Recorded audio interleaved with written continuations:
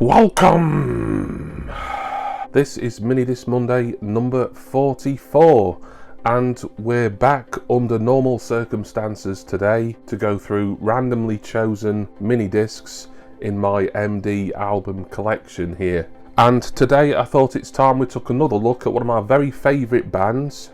I've been a big fan of them for a long time. I did review their Unplugged album way back in the early days of Minidisc Monday. It was around episode number 9 or something like that.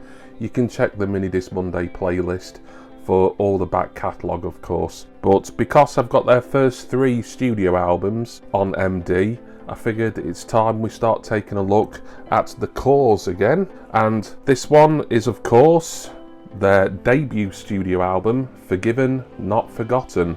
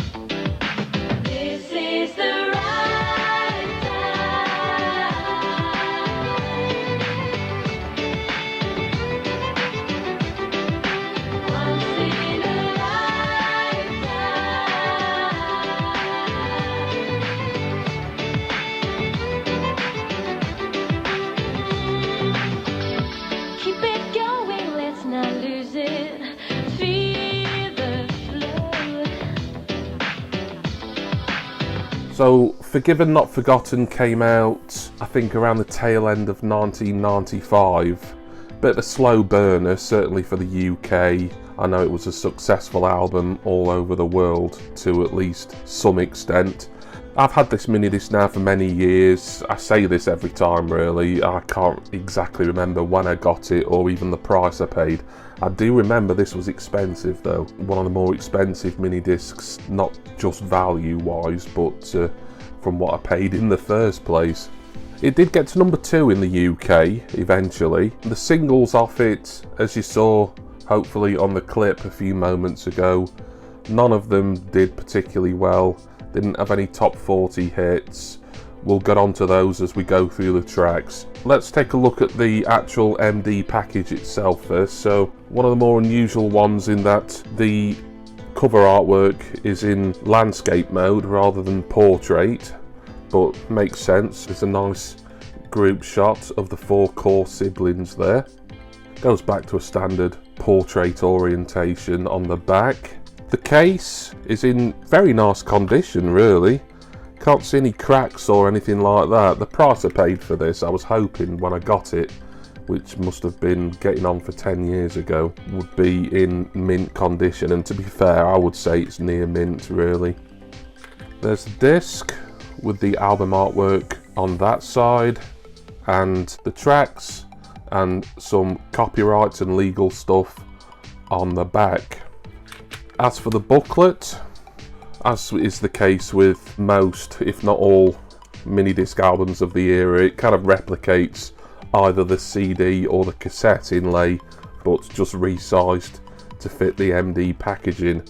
But it gives you these pages telling you who the Corrs are, a nice introduction to the band. Well, I say a nice introduction, it doesn't have any bios, but it does tell you what instruments they play. For instance, Jim Corr, keyboards, guitar, vocals. And then it goes on to the 3 sisters as well. A few production notes there in the centerfold. Some thanks on those pages. And some nice individual headshots on the back pages there. And like a, what would that be? I thought it might be like a Gaelic football, that. It might be, but then it kind of looks like some sort of round piece of wood as well. I don't know, if anyone can kind of shed any light on that, do let me know. But enough about what's in the booklet and the artwork, etc. What about this album?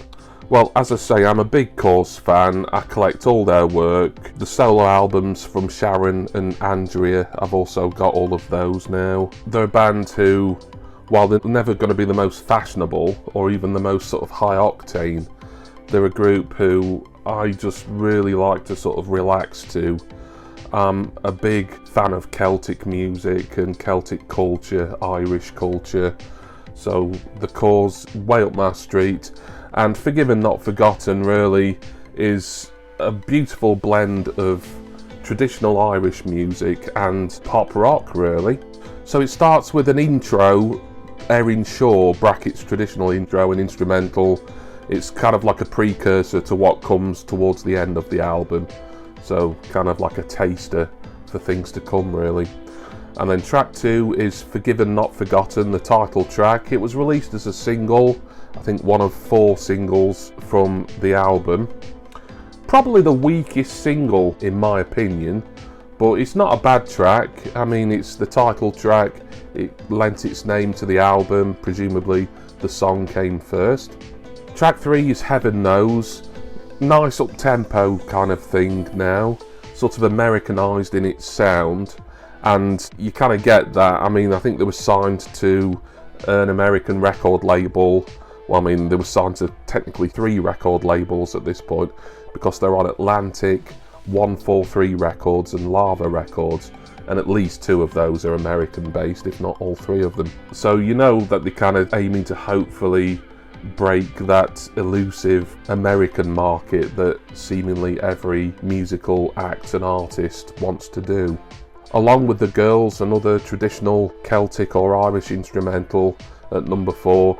I really love these sort of, they're like interludes, but they are full tracks for the most part. But it just shows off sort of Sharon Corrs' violin playing and Andrea's tin whistle and things like that. You know, traditional instruments from Ireland and from Celtic nations that you don't particularly get to hear in normal pop albums. To sort of have a pop rock with a kind of transatlantic sound album, but intersperse it with some traditional music from their homeland.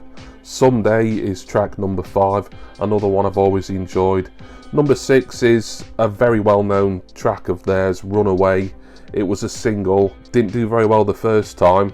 Runaway did get a reissue as a single and did a lot better here in the UK in, I think that would have been 98 or 99, but it was actually reissued to promote a special edition of their second album, Talk on Corners, on CD.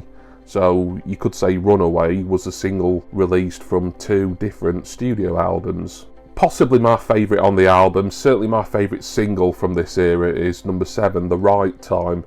Yes, it's got a kind of cod reggae back into it, but I do enjoy that, and Andrea's voice sounds great. Yes, the production is kind of taken away from a lot of the Irish culture, but there's still some nice violin bits from Sharon in there as well. Number 8, another traditional instrumental, The Minstrel Boy. Lovely stuff. I can't really speak too much on these, being instrumentals and music that, while I really love, and of course I'm a fan of bands such as Clannad, my Irish and Celtic music collection isn't what I'd call extensive particularly. Then also another one, Toss the Feathers. I think they've played that live a fair few times. Number 10, Love to Love You. That came out as a single as well. Another very strong single in my opinion. Although, as I said earlier, none of the singles did particularly well in the United Kingdom when this album was first sort of in its early stages of release and promotion. 11 is Secret Life. 12, an instrumental, Carrero Jig. I think I'm pronouncing that right. Number 13 is Closer. Beautiful ballad, that, Closer. Another of my favourites on this album. Once again, Andrea Corr is kind of making you fall in love with her voice, really. It's just so warm and has so much emotion in it. The penultimate track is Leave Me Alone. There again, Americanised pop rock, kind of, dare I say, and I don't like the term because I don't like the genre, if you can even call it a genre, but dare I say AOR in a way, kind of adult contemporary as they call it in the US, but I do enjoy it. And number 15, ending the album, is the full instrumental for what we heard at the start of the album of Erin Shaw. So an absolutely beautiful and really Celtic evocative way to end this album, Forgiven Not Forgotten. It's a great album. I know other Corrs fans, and it remains their favourite. I think really, in a way, I don't blame them, even though I personally prefer another Corrs album over this, ultimately, in my own personal rankings. They sort of lessened all the traditional Irish music as they went on and became, not totally, but predominantly more a soft rock or pop rock group who maybe occasionally played traditional Irish music as well. Whereas this one, the balance of it is rather more equalled out, really. But it's a great album. I own this also on vinyl. I think it came out for a National Album Day a couple of years or so back. So I do have 2 copies of this, but I will double up on the Corrs.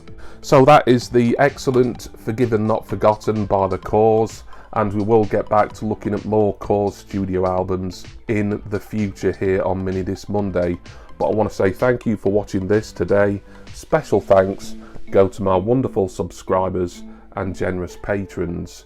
I'm going to go now, and please join me again in 2 weeks' time for Minidisc Monday edition number 45. Wow. Cheers, everyone. See ya!